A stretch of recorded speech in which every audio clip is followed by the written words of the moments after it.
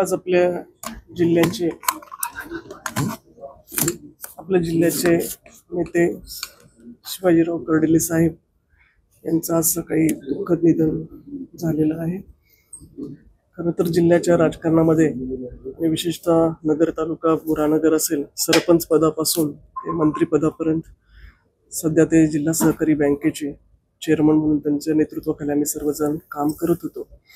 अतिशय अनपेक्षितरित्या त्यांचं सकाळी ही घटना घडली। खरं तर विश्वास कुणाचाच बसला नाही, फक्त साहेबांना ऍडमिट केले, क्रिटिकल आहे एवढंच आमच्यापर्यंत निरोप होता। परंतु शेवटी हे सगळ्यांना स्वीकारावं लागलं आणि खरं तर 5 ते 6 वेळास त्यांनी आपल्या जिल्ह्याचं आणि मतदारसंघामध्ये वेगवेगळ्या भागातून आमदार म्हणून त्यांनी काम केलेलं आहे।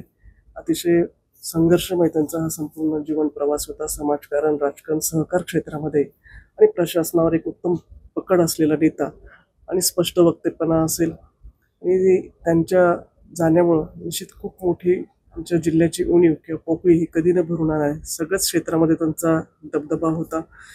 अगदी सामान्यातला सामान्य कार्यकर्ता असेल तर साहेब आपले वाटायचे। त्यांच्या प्रत्येक कार्यक्रमाला साहेबांच्या प्रेमापोटी आपण जर बघितलं असेल तर आज प्रत्येकाला वाटतं की आपल्या घरातला माणूस, घरातली व्यक्ती गेलेली आहे। आणि मला वाटतं कर्डिले कुटुंब असेल, जगताप कुटुंब असेल, खोतकर कुटुंब असेल, नुकतंच काही दिवसापूर्वी, काही महिन्यापूर्वी स्वर्गीय अरुण काका हे आपल्यातून गेलं आणि या तिन्ही 4 कुटुंबियांवर आणि संपूर्ण परिवारावर, जिल्ह्यावर खरं तर ही दुसऱ्यांदा खूप मोठी घटना घडलेली आहे।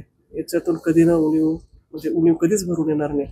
मला वाटतं आम्ही सर्वच जण अक्षयच्या आणि संपूर्ण कर्डिले कुटुंबियाच्या पाठीशी आहोत। मी आमच्या मतदारसंघाच्या वतीने, जिल्हावासियांच्या वतीने आणि भारतीय जनता पार्टीच्या वतीने साहेबांच्या पवित्र आत्म्यास श्रद्धांजली अर्पण करतो।